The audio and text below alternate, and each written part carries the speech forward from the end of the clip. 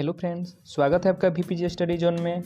दोस्तों, मैं आपको कंप्लीट घटना चक्र का जितना भी एग्ज़ाम SSC में MTS, LDC, CHSL, CGL, CPO जितने भी एग्ज़ाम में पूछे गए क्वेश्चन है 10 वर्षों का, वो सारा का सारा हमने स्टार्ट किया है आपको कराने का। तो दोस्तों, आज की इस वीडियो में देखेंगे हिस्ट्री से क्वेश्चन।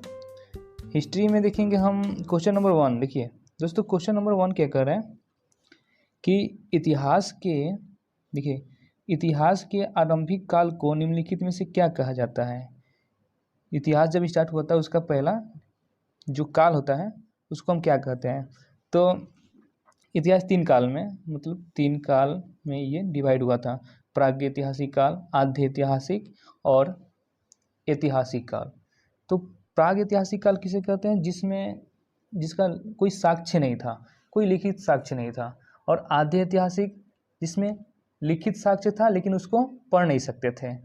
और जो ऐतिहासिक था जिसमें लिखित भी था और उसे हम पढ़ भी सकते हैं, जो अभी चल रहा है हम लोग के इस युग में। ठीक है, तो दोस्तों इसका जो आंसर हो जाएगा ऑप्शन नंबर ए, पुरापाषाण काल।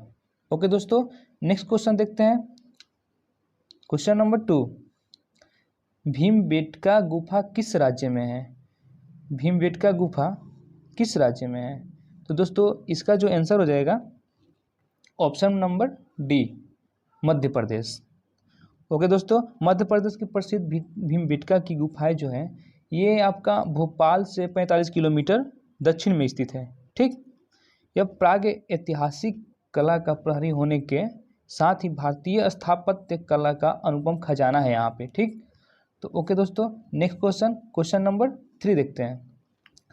किस काल युग में पत्थर के औजार प्राप्त हुए थे? मतलब किस काल में आपका जो पत्थर का औजार मिला था जिसको मनुष्य ने बनाया था, वो किस काल में? तो आपका जो आंसर हो जाएगा ऑप्शन नंबर बी, पुरापाषाण काल में। ठीक है दोस्तों, तो नेक्स्ट क्वेश्चन नंबर 4 देखते हैं। सिंधु घाटी सभ्यता के शहरों की गलियां थी, मतलब किस तरह से? जो सिंधु घाटी की जो सभ्यता की थी शहर, वहाँ की जो गलियां मतलब किस तरह से थी? तो इसका जो आंसर हो जाएगा आपका चौड़ी और सीधी, ऑप्शन नंबर ए। सिंधु घाटी सभ्यता की जो शहर की गलियां थी वो चौड़ी थी और सीधी थी। ठीक है दोस्तों, नेक्स्ट क्वेश्चन देखते हैं। क्वेश्चन नंबर 5, निम्नलिखित में से कौन सी सभ्यता अपने नगर नियोजन के लिए प्रसिद्ध है? कौन सी सभ्यता? नगर नियोजन। तो इसका जो आंसर हो जाएगा ऑप्शन नंबर ए, सिंधु घाटी सभ्यता। देखिए दोस्तों, ये CPO SI टायर 1 1 जुलाई 2017 का सेकंड पारी का क्वेश्चन है। ओके दोस्तों, नेक्स्ट क्वेश्चन नंबर 6। देखिए दोस्तों, क्वेश्चन नंबर 6 क्या कह रहा है? हड़प्पा और मोहनजोदड़ो के खंडहर निम्नलिखित में से किस नदी के तट पर पाए जाते हैं? हड़प्पा और मोहनजोदड़ो जिसका शहर जो खंडहर है वो किस नदी पर पाया जाता है? तो इसका जो आंसर हो जाएगा हड़प्पा रावी नदी के, ऑप्शन नंबर ए। ठीक, रावी नदी पर। लेकिन मोहनजोदड़ो जो होता है ये आपका सिंधु नदी पर, जिसमें ऑप्शन में नहीं दिया है, तो सिंधु नदी पर मोहनजोदड़ो जो खंडहर है वो सिंधु नदी पर पाया गया था। ओके दोस्तों, नेक्स्ट क्वेश्चन नंबर 7 देखते हैं। सिंधु घाटी सभ्यता के निम्नलिखित स्थानों में से कौन सा स्थान सिंधु नदी के किनारे पर स्थित था? तो इसका जो आंसर हो जाएगा ऑप्शन नंबर बी, मोहनजोदड़ो। अभी मैंने पीछे आपको कराया था मोहनजोदड़ो किस नदी पर? तो सिंधु नदी पर। ओके दोस्तों, नेक्स्ट क्वेश्चन नंबर 8। देखिए दोस्तों, क्वेश्चन नंबर 8 क्या कह रहे हैं? सिंधु घाटी सभ्यता की लिपि कौन सी है? तो इसका जो आंसर हो जाएगा ऑप्शन नंबर सी, अज्ञात। मतलब कोई इसकी जानकारी नहीं है। सिंधु लिपि में लगभग 64 मूल्य चिन्ह और 250 से 400 तक अक्षर हैं, जो सिलखड़ी की आयताकार मुहरों, तांबे की गुटिकाओं आदि पर मिलते हैं। यह लिपि चित्रात्मक थी। यह लिपि अभी तक पढ़ी नहीं जा सकती है। ओके दोस्तों, तो नेक्स्ट क्वेश्चन नंबर 9, मोहनजोदड़ो का स्थानीय नाम डैश था। तो इसका जो आंसर हो जाएगा ऑप्शन नंबर सी, मृतकों का टीला। मोहनजोदड़ो का स्थानीय नाम क्या था? मृतकों का टीला। ओके दोस्तों, नेक्स्ट क्वेश्चन नंबर 10, ठीक। मोहनजोदड़ो में सबसे बड़ा भवन, मोहनजोदड़ो में जो सबसे बड़ा भवन था वो कौन सा था? ठीक है दोस्तों, तो इसका जो आंसर हो जाएगा धन्यागार। मोहनजोदड़ो का जो धन्यागार था 45.72 मीटर लंबा और 22.86 मीटर चौड़ा था, जो कि वहाँ का सबसे बड़ा भवन था। ठीक, मोहनजोदड़ो के विशाल स्नानागार की उत्तर से दक्षिण की ओर लंबाई 11.88 मीटर तथा पूर्व से पश्चिम की ओर चौड़ाई 7.01 मीटर थी। ठीक दोस्तों, नेक्स्ट क्वेश्चन नंबर 11। देखिए दोस्तों, ये काफ़ी एग्जाम में मतलब महत्वपूर्ण क्वेश्चन है, जो कि एग्जाम में पूछे गए क्वेश्चन है। देखिए, ये क्वेश्चन कब पूछा गया था? एसएससी संयुक्त हायर सेकेंडरी 10+2 स्तरीय परीक्षा 2015 में। ठीक है दोस्तों, नेक्स्ट देखते हैं इसका आंसर क्या हो जाएगा। तो क्वेश्चन क्या कर रहा है कि विशाल स्नानागार ग्रेट बाथ कहाँ मिला था? तो आपका जो ये मिला था Mohenjodaro, option number D, Mohenjodaro में विशाल स्नानागार ग्रेट बाथ जिसको कहते हैं वो मिला था। ठीक है दोस्तों, नेक्स्ट क्वेश्चन नंबर 12, सिंधु घाटी के लोगों की एक महत्वपूर्ण रचना निम्नलिखित में से क्या थी? सिंधु घाटी के लोगों की एक महत्वपूर्ण रचना निम्नलिखित में से किसकी मूर्ति थी? तो नृत्य करती हुई बालिका, ऑप्शन नंबर बी। ठीक है दोस्तों, नेक्स्ट क्वेश्चन नंबर 13 देखते हैं। ठीक, देखिए दोस्तों, क्वेश्चन क्या करें,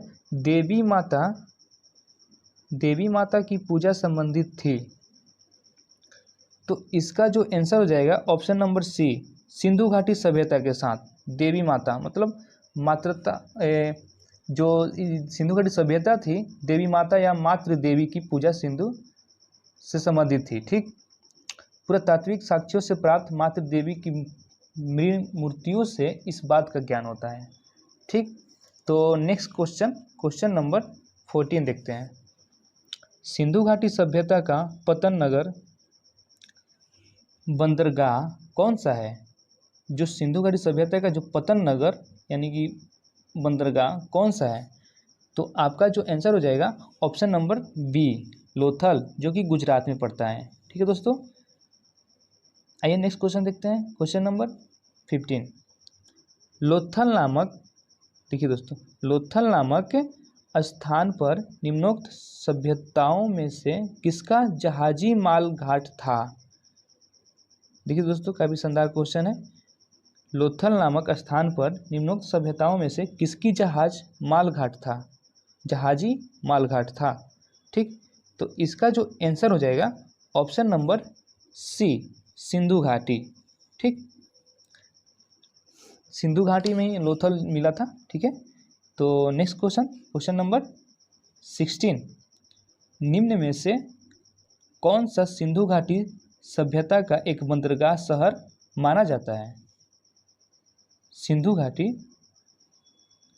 सभ्यता का एक बंदरगाह शहर माना जाता है। तो इसका जो आंसर हो जाएगा ऑप्शन नंबर बी, लोथल। इसको बंदरगाह मतलब कहा जाता है। ठीक, जो गुजरात में पड़ता है। ओके दोस्तों, नेक्स्ट क्वेश्चन नंबर 17 देखते हैं। देखिए दोस्तों, क्वेश्चन क्या कर रहे हैं कि सिंधु घाटी सभ्यता में कालीबंगा निम्नलिखित में से किसके लिए प्रसिद्ध था? कालीबंगा एक शहर था, तो किसके लिए प्रसिद्ध था? ठीक, तो उसका जो आंसर हो जाएगा ऑप्शन नंबर चट्टान, ऑप्शन नंबर डी, मिट्टी के पात्र बनाने के लिए। ठीक, ऑप्शन नंबर डी हो जाएगा। ओके दोस्तों, नेक्स्ट क्वेश्चन नंबर 18, सिंधु अर्थव्यवस्था की ताकत थी। सिंधु अर्थव्यवस्था की ताकत थी किसके लिए? कृषि, व्यापार, चाक पर बनाई गई मिट्टी के बर्तन, बढ़ईगिरी। तो दोस्तों इसका जो आंसर हो जाएगा ऑप्शन नंबर बी, व्यापार के लिए प्रसिद्ध था। सिंधु जो अर्थव्यवस्था था इसका ताकत व्यापार से मतलब काफ़ी था। तो दोस्तों नेक्स्ट क्वेश्चन, क्वेश्चन नंबर 19, निम्नलिखित में से कौन सी धातु हड़प्पन सभ्यता में नहीं पाई गई थी? हड़प्पा जो सभ्यता था इसमें कौन सा धातु नहीं पाया गया था? सोना, चांदी, तांबा, लोहा, इन चारों में से कौन नहीं पाया गया था? तो दोस्तों इनमें सोना, तांबा और चांदी तीनों पाया गया था, केवल लोहा नहीं पाया गया था। ओके दोस्तों, तो इसका जो आंसर हो जाएगा डी, लोहा। ओके दोस्तों, नेक्स्ट क्वेश्चन, क्वेश्चन नंबर 20 देखिए क्या कह रहे हैं दोस्तों। सोर्तुगई सिंधु घाटी सभ्यता किस देश में है? दोस्तों सोर्तुगई एवं मुंडीगाक सिंधु घाटी से संबंधित पुरास्थल क्षेत्र हैं। सिंधु घाटी से ही संबंधित दो क्षेत्र थे, सोर्तुगई एवं मुंडीगाक, जो कि दोनों के दोनों अफगानिस्तान में पड़ते थे। ओके दोस्तों, तो सोर्तुगई सिंधु घाटी सभ्यता किस देश में है? तो अफगानिस्तान। देखिए दोस्तों नेक्स्ट क्वेश्चन देखते हैं वैदिक सभ्यता से। दोस्तों क्वेश्चन काफ़ी महत्वपूर्ण क्वेश्चन है, एसएससी देखिए मैट्रिक स्तरीय, ये जो आपका पूछा गया था एसएससी मैट्रिक स्तरीय परीक्षा 2008 से 8 में पूछा गया था क्वेश्चन। ठीक है, तो क्वेश्चन क्या करें, वैदिक आर्यों का प्रमुख भोजन था। वैदिक जो आर्य आए थे उनका प्रमुख भोजन क्या था? तो उनका जो प्रमुख भोजन था दूध और उसके उत्पाद। तो ऑप्शन नंबर बी, दूध और उसके उत्पाद। वैदिक आर्यों के भोजन में दूध, घी, दही आदि का प्रमुख महत्व था। ओके दोस्तों, नेक्स्ट क्वेश्चन, क्वेश्चन नंबर 2 देखते हैं। निम्नलिखित में से कौन सा अन्य मनुष्य द्वारा सबसे पहले प्रयोग होने वालों में से था? ठीक, कौन सा अन्य अनाज मनुष्य द्वारा सबसे पहले उपयोग किया गया था? तो दोस्तों इसका जो आंसर हो जाएगा ऑप्शन नंबर ए, जौ। ठीक है दोस्तों, नेक्स्ट क्वेश्चन, क्वेश्चन नंबर 3 देखते हैं। वैदिक लोगों द्वारा किस धातु का प्रयोग पहले किया गया था? तो जो वैदिक लोग थे इनका पहला उपयोग धातु था वह था तांबा, ऑप्शन नंबर डी, तांबा। ठीक, तो आइए नेक्स्ट क्वेश्चन देखते हैं, क्वेश्चन नंबर 4, वेद शब्द का अर्थ है। दोस्तों इसका तो ऑप्शन टिक लग गया है, तो वेद शब्द का अर्थ है ज्ञान। ठीक, ऑप्शन नंबर ए, ज्ञान। वेद कितने हैं दोस्तों? 4, ऋग्वेद, सामवेद, यजुर्वेद, अथर्ववेद। ओके दोस्तों, नेक्स्ट क्वेश्चन, क्वेश्चन नंबर 5। देखिए दोस्तों काफ़ी महत्वपूर्ण क्वेश्चन है और पूछे गए रेलवे में भी कुछ क्वेश्चन पूछा गया है। तो दोस्तों इसका जो आंसर हो जाएगा, देखिए क्वेश्चन क्या कर रहा है, क्वेश्चन कर रहा है किन 3 वेदों को संयुक्त रूप से वेद त्रयी कहा गया है? वेद त्रयी का मतलब कि 3 वेद शामिल हैं, जिसमें से एक वेद शामिल नहीं है। तो आप याद कर लीजिएगा कि अथर्ववेद इसमें शामिल नहीं है, वेद त्रयी में अथर्ववेद शामिल नहीं है। तो आप देखिए ऑप्शन में किस में अथर्ववेद नहीं है? तो ऑप्शन नंबर सी, इसमें देखिए अथर्ववेद नहीं है, तो वेद त्रयी ये 3 हो जाएंगे, ऋग्वेद, सामवेद, यजुर्वेद। ओके दोस्तों, नेक्स्ट क्वेश्चन, क्वेश्चन नंबर 6, आर्य सभ्यता में मनुष्य के जीवन के आयु के आरोही क्रमानुसार निम्नलिखित चरणों में से कौन सा विकल्प सही है? दोस्तों आर्य जो लोग थे इनका जो मनुष्य जीवन आयु था उसका आरोही क्रम बताना है। आरोही क्रमानुसार मतलब किस चरण मतलब बताना है। ठीक, तो इसका जो आंसर हो जाएगा ऑप्शन नंबर ए, ब्रह्मचर्य। पहले सबसे पहले ब्रह्मचर्य थे, फिर गृहस्थ आश्रम, फिर वानप्रस्थ, फिर संन्यास। ओके दोस्तों, नेक्स्ट क्वेश्चन, क्वेश्चन नंबर 7।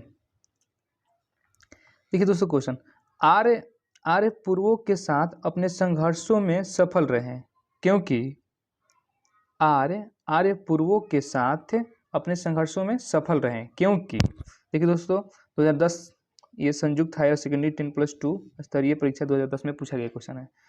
तो इसका जो आंसर हो जाएगा ऑप्शन नंबर डी, उन्होंने घोड़ों द्वारा चलाए जा रहे रथों का प्रयोग किया था। ठीक है, तो नेक्स्ट क्वेश्चन, क्वेश्चन नंबर 8 देखते हैं। आरंभिक वैदिक काल में वर्ण व्यवस्था आधारित थी। आरंभिक जो वैदिक काल था वो वर्ण व्यवस्था किस पर आधारित थी? तो इसका जो आंसर हो जाएगा ऑप्शन नंबर सी, व्यवसाय पर आधारित थी। ओके दोस्तों, नेक्स्ट क्वेश्चन देख लेते हैं, क्वेश्चन नंबर 9। ऋग्वेद आर्य पशुचारी लोग थे। ऋग्वैदिक जो आर्य थे, पशुचारी लोग थे, वह इस तथ्य से पुष्ट होता है कि देखिए अब क्या कर रहे हैं। ऋग्वेद में गाय के अनेक संदर्भ हैं। अधिकांश युद्ध गायों के लिए लड़े गए थे। पुरोहितों को दिए जाने वाला उपहार प्राय गाय होती थी, न कि जमीन। तो इसका जो आंसर हो जाएगा ऑप्शन नंबर डी, सभी सही है। ओके दोस्तों, नेक्स्ट क्वेश्चन देख लेते हैं, क्वेश्चन नंबर 10। आर्यों को एक जाति कहने वाला पहला यूरोपियन कौन था? बहुत ही शानदार क्वेश्चन है। आर्यों को एक जाति कहने वाला पहला यूरोपियन, तो इसका जो आंसर हो जाएगा option number C, Max Muller. क्या? Max Muller. ओके दोस्तों, नेक्स्ट क्वेश्चन देख लेंगे, क्वेश्चन नंबर 11। आर्य जनजातियों की प्राचीनतम बस्ती कहाँ है? आर्य जनजातियों की प्राचीनतम बस्ती कहाँ है? तो इसका जो आंसर हो जाएगा ऑप्शन नंबर सी, सप्त सिंधु। ओके दोस्तों, सप्त सिंधु। दोस्तों नेक्स्ट क्वेश्चन देख लेते हैं, क्वेश्चन नंबर 12। निम्नलिखित में से कौन सी जनजातीय सभा सामान्य रूप से जनजातीय सरदार यानी मुखिया के चुनाव में शामिल होती थी? कौन सी ऐसी जनजाति थी जो सरदार मुखिया के चुनाव में शामिल होती थी? तो इसका जो आंसर हो जाएगा ऑप्शन नंबर ए, समिति जनजाति मुखिया के चुनाव में शामिल होती थी। ओके दोस्तों, नेक्स्ट क्वेश्चन देख लेते हैं, क्वेश्चन नंबर 13। दोस्तों काफ़ी शानदार क्वेश्चन है, देखिए इसमें टिक लग गया है, लेकिन क्वेश्चन देख लेते हैं कि राज्याभिषेक समारोह का विवरण निम्नलिखित में से किसमें किया गया है? तो इसका जो आंसर हो जाएगा ऑप्शन नंबर सी, ऐतरेय ब्राह्मण। राज्याभिषेक समारोह का विवरण वैदिक काल में किसमें किया गया था? ऐतरेय ब्राह्मण में। ओके दोस्तों, नेक्स्ट क्वेश्चन देखिए 2017 में पूछा गया क्वेश्चन है स्टेनोग्राफर का। ओके दोस्तों, नेक्स्ट क्वेश्चन, क्वेश्चन नंबर 14 नहीं 15 देख लेते हैं, 14 नहीं है। तो प्रसिद्ध गायत्री मंत्र कहाँ से लिया गया है? बहुत ही शानदार क्वेश्चन है, पूछा गया क्वेश्चन है। देखिए ग्रुप डी में भी, ग्रेड सी और डी मतलब दिल्ली में भी क्वेश्चन यह पूछा गया था। तो देख लेते हैं क्वेश्चन क्या कर रहा है। क्वेश्चन कर रहा है प्रसिद्ध गायत्री मंत्र कहाँ से लिया गया है? तो यजुर्वेद, अथर्ववेद, ऋग्वेद, सामवेद। तो इसका जो आंसर हो जाएगा ऑप्शन नंबर सी, ऋग्वेद से। ठीक, गायत्री मंत्र ऋग्वेद के 3रे मंडल में सावित्री देवता, सूर्य देवता को समर्पित है। ओके दोस्तों, नेक्स्ट क्वेश्चन देख लेते हैं, क्वेश्चन नंबर फिर से रिपीट हो गया, 16 देख लेते हैं। ठीक, 16 क्या कर रहे हैं? भारतीय प्रतीक पर उत्कीर्ण सत्यमेव जयते लिया गया है, किससे लिया गया था? तो ये जो आपका आंसर हो जाएगा ऑप्शन नंबर डी, मुंडकोपनिषद। बहुत ही जबरदस्त क्वेश्चन है, बार बार एग्जाम में पूछा जाता है ये क्वेश्चन। ओके दोस्तों, इसको याद कर लेंगे, मुंडकोपनिषद से सत्यमेव जयते लिया गया था। ओके दोस्तों, नेक्स्ट क्वेश्चन देख लेंगे, क्वेश्चन नंबर 17। निम्न में से किस विदुषी ने वाद विवाद में अजय याज्ञवल्क्य को चुनौती दी थी? किस विदुषी ने वाद विवाद में अजय याज्ञवल्क्य को चुनौती दी थी? तो इसका जो आंसर हो जाएगा ऑप्शन नंबर डी, गार्गी। ठीक, नेक्स्ट क्वेश्चन देख लेते हैं, क्वेश्चन नंबर 18। प्राचीन भारत में प्राचीन भारत में निम्नलिखित में से किस विवाह को विधि सम्मत नहीं माना जाता था? प्राचीन भारत में किस विवाह को विधि सम्मत नहीं माना जाता था? तो इसका जो आंसर हो जाएगा ऑप्शन नंबर सी, गंधर्व विवाह। इसको विधि सम्मत नहीं माना जाता था। ओके दोस्तों, आइए, तो दोस्तों पार्ट 1 में इतना हमने कंप्लीट कराया। अब पार्ट 2 इसका वीडियो हम अपलोड कर देंगे, आप उसमें नेक्स्ट क्वेश्चन देख लीजिएगा। तो ओके दोस्तों, धन्यवाद। हमारे चैनल को सब्सक्राइब और लाइक कर लेंगे, बाकी दोस्तों में शेयर कर देंगे। जय हिंद दोस्तों।